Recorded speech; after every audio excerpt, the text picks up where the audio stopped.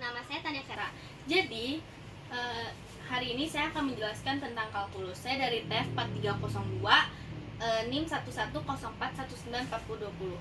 Jadi, bagian bab hari ini akan kita bahas adalah bab fungsi dua pengubah. Nomor yang akan saya bahas ada dua nomor, yaitu latihan 2 nomor 3 dan latihan 12 nomor 2B. Sekarang, soal yang pertama yang akan kita bahas yaitu latihan 2 nomor 3. Soalnya itu, tentukan dan gambarkan DF dari fx, y sama dengan akar y per mutlak x dikurang 2. Nah, di soal ini kita disuruh cari DF. Apa itu DF? DF itu adalah domain. Jadi suatu nilai yang bisa membuat suatu fungsi menjadi terdefinisi. Nah, sekarang kita lihat kalau misalnya kita itu harus tahu atau paham dulu konsep dasarnya. Domainnya itu, domain pada fungsi dua pengubah itu adalah df sama dengan x, y elemen dari r kuadrat f x y fungsi elemen dari bilangan real. Nah, sekarang soal yang pertama yang akan kita kerjakan yaitu pertama kita lihat di sini dia itu akar y per x dikurang 2 kan. Berarti kalau kita buat lebih sederhana, kita buat lebih mudah bentuknya yaitu x y min 2. Kita samakan penyebutnya x. Udah kita samakan, kita lihat di sini dia itu bentuk akar kan. Ketika suatu bentuk akar berarti dia itu domainnya itu lebih besar sama dengan 0. Karena dia lebih besar sama dengan 0, sekarang yang harus kita cari yaitu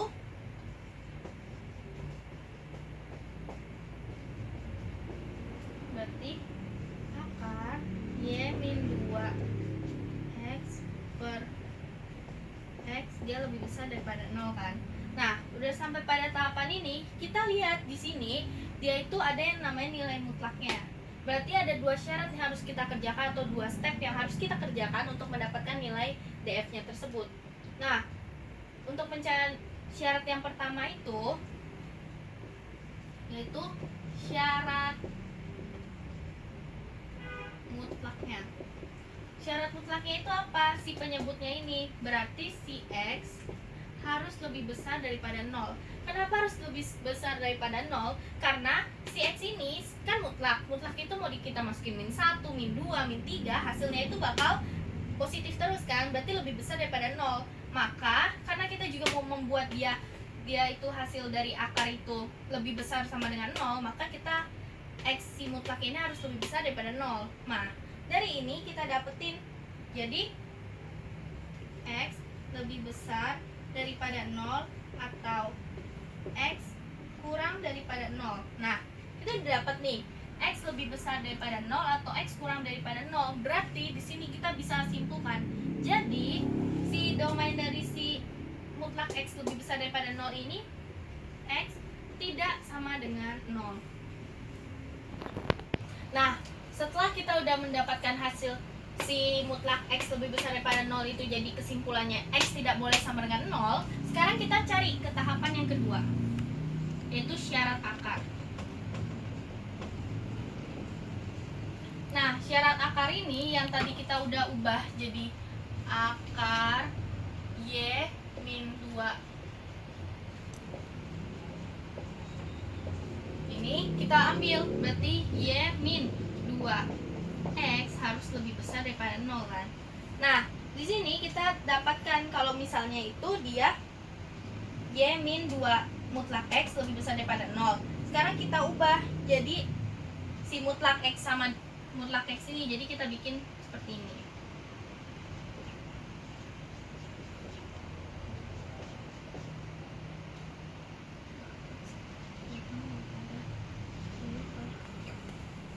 Nah, ini kita dapatkan mutlak X kurang dari dengan y per 2.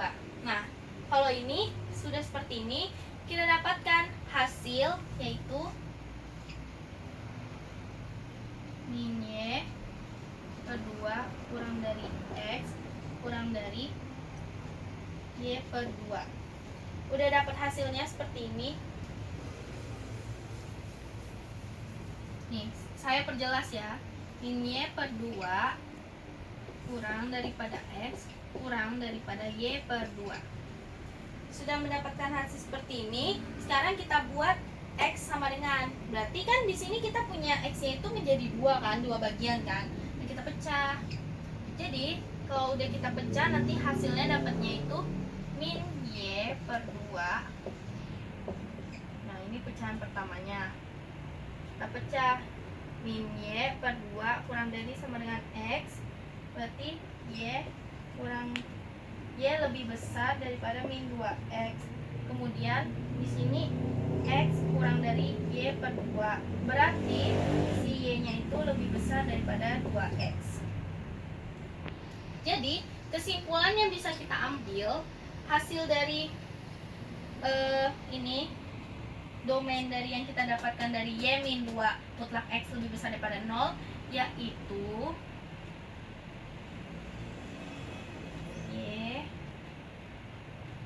Y min Y kurang daripada 2X kurang daripada Y. Ini bisa kita tuliskan di sini. Min Y kurang daripada 2X kurang daripada Y. Cuman mungkin bagi beberapa orang ini adalah sesuatu yang bagaimana sih kok bisa tiba-tiba jadi dapat pemecahannya kayak gini. Nah, sebenarnya kan kita tahu kan, kita pernah belajar kalau mutlak itu ketika dipecah hasilnya itu misalkan ini kan mutlak X kan. Nah, kita pecah, kita buat lebih mudah, misalnya gini. Saya hapus di sini ya. Nah, di sini ini cara yang penjabarannya. Nah, di sini kita dapat Y per X kan. Kita dulu pernah belajar ketika mutlak itu dipecah jadi Y per X itu X lebih besar sama dengan 0 atau min Y per X, yaitu ketika X kurang daripada 0. Nah, sekarang kita coba pada X lebih besar daripada 0. Berarti kita masukin ke persamaan itu. Y per X dikurang 2 lebih besar daripada 0. Berarti Y per X, berarti nilai Y-nya lebih besar daripada 2X. Nah, ketika X kurang daripada 0, Y per X min 2 lebih besar daripada 0, kita dapetin min Y per X lebih besar daripada 2. Berarti hasilnya Y lebih besar daripada min 2X. Nah, ini penjabarannya. Jadi ketika ada mutlak ini, kita bagi jadi 2 bagian seperti yang pernah kita pelajari. Y per X lebih besar daripada 0. Kemudian min Y per X kurang daripada 0. Kita coba cari ketika X lebih besar daripada 0, kita dapatkan hasilnya yaitu Y lebih besar sama dengan 2X. Dan ketika X kurang daripada 0, berarti didapatkan Y lebih besar sama dengan min 2X. Nah, sudah ini berarti kan kesimpulannya sama kan seperti yang di sini. Jadi didapatkan hasil domainnya ini seperti itu. Nah, setelah kita udah dapatkan hasil yang syarat pertama, kita tuliskan lagi. Syarat yang pertama didapatkan df1-nya itu X tidak boleh sama dengan 0. Kemudian kita dapatkan df yang kedua itu min Y kurang daripada 2X kurang daripada Y. 2X lebih besar sama dengan min Y, 2X kurang dari sama dengan Y. Nah, sekarang kita mau cari df akhirnya. Jadi df1 dan df2 ini dan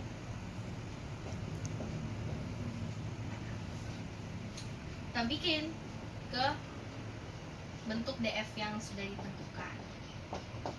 Elemen dari kuadrat. Terus kita masukin hasil dari df1.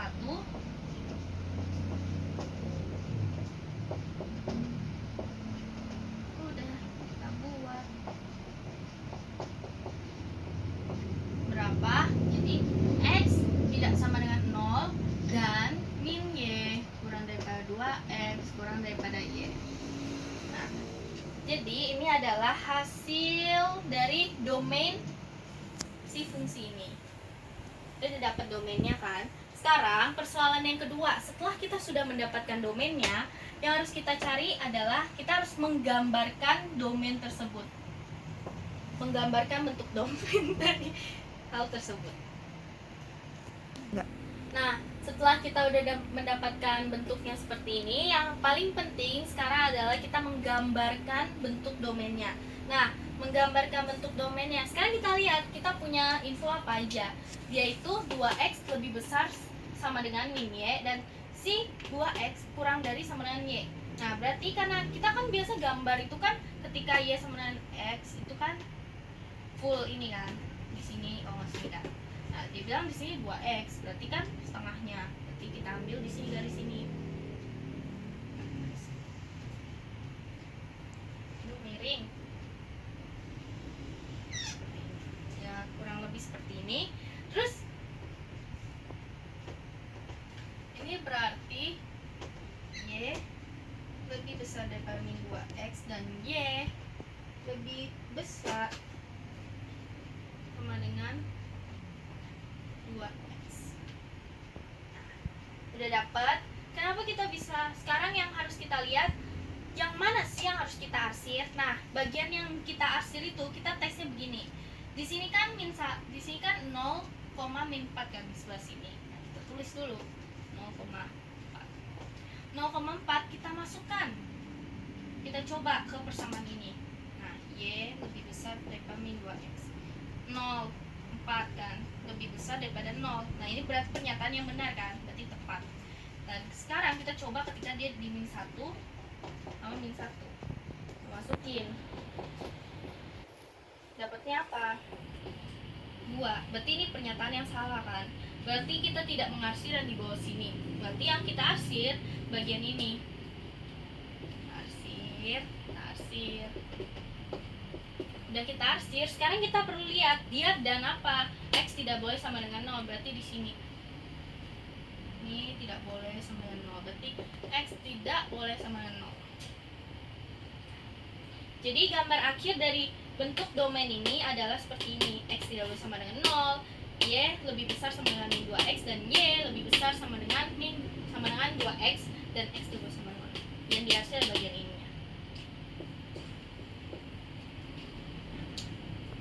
Sekian presentasi saya. Saya akan mengulangi sedikit. Jadi, ketika kita mencari DF, yang paling penting kita harus tahu konsep dasarnya ini.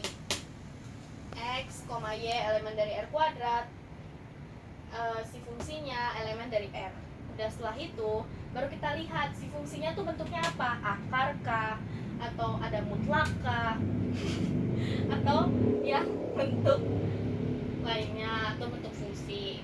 Setelah sudah kita lihat bentuknya, baru kita cari domainnya. Setelah sudah domain dimasukin, kita masukkan ke konsep dasar awalnya lagi. Setelah sudah, kita gambarkan. Nah, gambarkan pun tidak boleh sembarangan. Harus kita sesuaikan dengan gambar yang harus kita sesuaikan dengan informasi domain tersebut. Nah, jadi seperti itu teman-teman. Jadi sebenarnya domain itu yang paling penting konsep dasarnya harus kuat, yaitu mencari akar dan mencari domain, misalnya domain mutlak seperti itu. Setelah kita udah membahas soal yang sebelumnya, sekarang kita akan masuk ke soal kedua, yaitu latihan 12 nomor 2B. Di sini soalnya yaitu tentukan titik ekstrim global dan jenisnya dari fungsi 3x plus 4y pada batas S sama dengan x, y, X lebih besar daripada 0, X kurang dari sama dengan 1, Y lebih besar sama dengan min 1, dan Y kurang dari sama dengan min 1. Ini namanya batas. Nah, sekarang tahapan pertama kita untuk mencari titik ekstrim globalnya itu kita harus mencari fx dari x, y, fxx dari x, y, kemudian mencari fy dari x, y, fy x, y, dan mencari fx y dari x, y. Nah, pertama kita mencari fx dari x, y. Fx itu berarti si f ini, fungsi ini akan kita turunkan terhadap x. Karena diturunkan terhadap x, berarti yang bukan x, si y-nya ini kita anggap 0, karena dia itu tidak termasuk ke dalam X kan dia diturunkan terhadap X, berarti 3X diturunkan terhadap X jadi 3. Terus fxx ini artinya si fx ini diturunkan lagi terhadap X. 3 tidak punya X kan, berarti dia konstanta diturunkan terhadap X berarti dia 0. Lanjut, sekarang kita menurunkan si fungsi ini terhadap Y. Sekarang yang bukan Y, dia kalau misalnya diturunkan terhadap Y, kalau misalnya X diturunkan terhadap Y, dia berarti 0 karena dia bukan termasuk Y. Maka si 3X ini kita langsung anggap 0. Jadi karena dia diturunkan terhadap Y, jadi 4Y diturunkan jadi 4 karena diturunkan terhadap Y. Nah, sekarang FYY berarti si FY ini diturunkan lagi terhadap Y. Karena dia nggak punya Y di belakangnya, berarti dia konstanta. Konstanta diturunkan terhadap Y, berarti dia 0. Sekarang kita fxy. Fxy ini berarti si fungsi fx diturunkan terhadap Y. Karena dia konstanta, berarti hasilnya di sini 0. Nah, sesudah kita dapat hasil ini, sekarang kita mau cari titik kritisnya.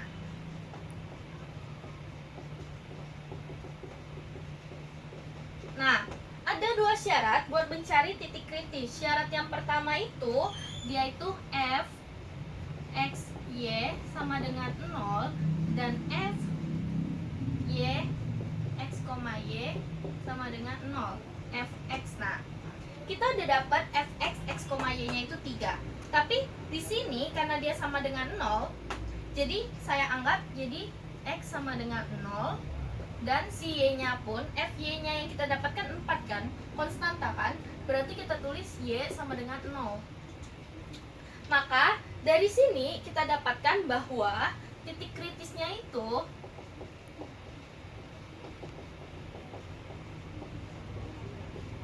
(0,0). Nah, setelah kita sudah mendapatkan titik kritisnya itu 0,0, berarti sekarang kita tinggal mencari si titik kritisnya ini ada di mana enggak? Ada di dalam S enggak? Nah, kita lihat si titik kritisnya itu dia itu X-nya itu 0. Berarti dia termasuk ke dalam titik batas yang X ini dan dia Y-nya sama dengan 0. Berarti dia juga termasuk ke dalam si Y-nya ini. Berarti dia itu berada di dalam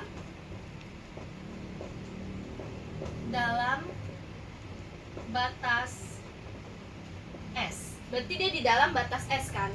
Nah, kita udah tahu dia berada di dalam batas S. Sekarang kita tinggal cari dia itu D-nya ada di mana. Nah, untuk mencari nilai D, kita menggunakan persamaan D sama dengan fxx dalam kurung x0 y0 dikali fyy x0 y0 dikurang fxy x0 y0. Nah, kita kan sebelumnya udah dapat nih fx-nya. Jadi tinggal kita masukin ke persamaan itu. Fx yang kita dapat tadi itu fx-nya itu 0 dikali fyy-nya x0 y0 itu 0 kan.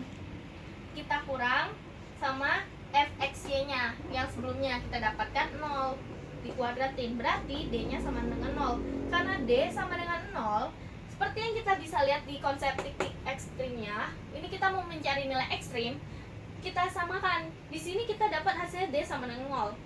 Berarti dia bukan maksimum lokal karena D tidak lebih besar daripada 0. Kemudian dia tidak minimum lokal karena D tidak lebih besar daripada 0. Dia bukan titik plana karena D tidak kurang daripada 0. Maka dia D sama dengan 0. Seperti syarat yang keempat, berarti tidak dapat ditarik kesimpulan.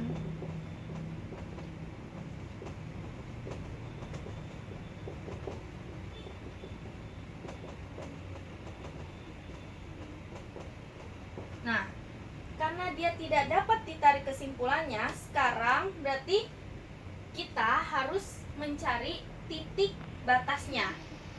Karena kita sudah tahu kalau dia itu tidak dapat ditarik kesimpulannya, berarti sekarang kita harus mencari titik batasnya. Titik batas yang mana? Titik batas dari ini.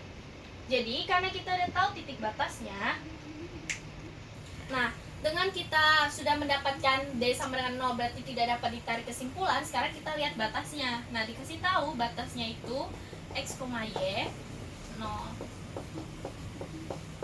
Dan si Y lebih besar daripada min 1 dan kurang daripada 1. Nah, berarti dari sini X-nya itu kalau nggak 0, 1. Y-nya itu kalau tidak min 1, 1. Saya mengambil yang lebih mudah, jadi 0, 1, min 1, 1. Maka, bisa kita tarik kesimpulan bahwa titik batasnya itu 0, min 1, atau 0, 1. Kemudian 1, min 1, dan 1, 1. Jadi kita lihat di sini 0, min 1, 0, 1. 1, min 1, 1 dan 1. Nah, ini titik batas yang akan kita masukkan ke persamaan si fxy ini. Jadi sekarang kita tes titik batasnya. Titik batas yang pertama itu 0, min 1. Kita masukin ke persamaan fxy-nya. Jadi dimasukin 3x plus 4y. Didapatkan 3x itu 0 ditambah min 4 kan? Kan 4 dikali min 1 kan? 4 kali min 1 ya min 4. Jadi dapatnya min 4. Terus sekarang kita coba yang 0,1. Kita masukin ke persamaannya.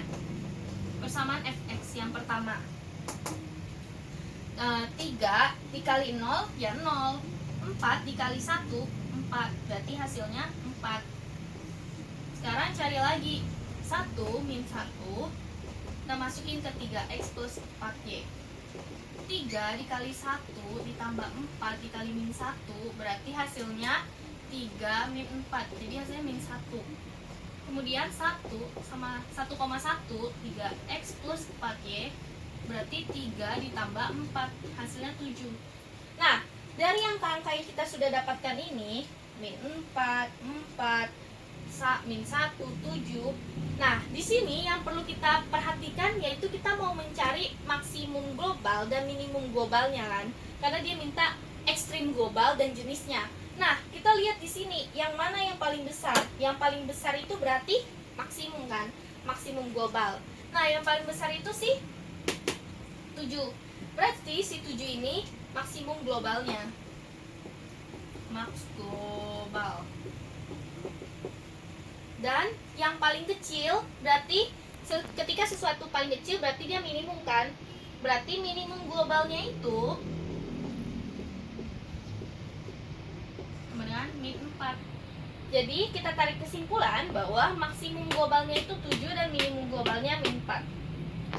Nah, setelah kita udah dapat kesimpulan tadi bahwa yang minimum itu min 4 dan maksimum itu 7, sekarang tinggal kita tulis. Jadi nilai maksimum global sama dengan 7 di titik 1,1 dan nilai minimum globalnya sama dengan min 4 di titik 0,-1. Jadi cara dan ini adalah akhir dari pengerjaan tentukan titik ekstrim global dan jenisnya. Nah, jadi titik ekstrim globalnya itu ini maksimum global dan minimum globalnya. Jenisnya, kita tahu jenisnya itu dari si D ini. Karena dia D sama dengan 0, jadi tidak dapat ditarik kesimpulannya. Nah, sekarang penegasan ulangnya. Kesimpulan untuk menghitung soal-soal seperti ini, yang paling penting cara pertamanya itu kita harus cari fx-nya. Kita harus cari fx, fxx, fxy, fy, fyy. Ini yang paling terutama dan paling utama. Jadi kita harus menghitung ini dulu. Setelah kita udah bisa dapat fy, fx, fxx, fxy, fy, dan fyy ini, kita bisa masuk ke bagian titik ekstrimnya tersebut. Pada perhitungan titik ekstrim tersebut bisa dapat persamaan kan. Dari persamaan tersebut bisa kita masukkan untuk menghitung dan mendapatkan nilai X dan Y atau titik-titiknya. Setelah kita sudah mendapatkan titik-titik tersebut, kita masukkan ke persamaan D ini. persamaan D ini yang akan menunjukkan mereka itu nantinya itu jenisnya apa. Jadi untuk menentukan jenis yang paling penting dan paling utama yaitu ini, nilai maksimum lokalnya itu kita harus ngitung D-nya dulu kan. Udah dapat hitungan D-nya ini dari persamaan ini, maka tinggal kita masukin dia tuh termasuk maksimum lokal kah dengan D lebih besar daripada 0, fxx-nya itu kurang daripada 0, atau dia minimum lokalnya D lebih besar daripada 0 dan fxx lebih besar daripada 0, atau dia titik pelana D kurang daripada 0. Nah, ketika D-nya itu tidak lebih besar daripada 0, dia itu lebih kecil dan pasti dia titik pelana. Tapi kalau D-nya sama dengan 0, berarti dia tidak ada kesimpulan. Kemudian setelah sudah, kita tes titik-titik tersebut, kita masukkan ke persamaan awalnya, ke fungsi awalnya. Setelah udah dapat fungsi awalnya, tinggal kita lihat yang mana yang paling besar. Setelah udah, maksimum itu yang paling besar dan minimum yang paling kecil. Sudah, tinggal kita buat. Jangan lupa dalam mengerjakan ini, titik menentukan soal ini, jangan lupa melihat batas dan yang paling terutama membuat penulisan kata jadi ini, karena ini yang paling utama. Jadi sangat penting untuk mengetahui dan mengingat mengenai cara penaruhan D ini, kemudian dia masuk ke bagian jenis apa, dan bagaimana cara perhitungan dari ini. Nah, sekian dari pembahasan saya mengenai latihan 12 nomor 2B dan latihan 2 nomor 3. Sekian dari saya. Terima kasih atas perhatiannya. Jika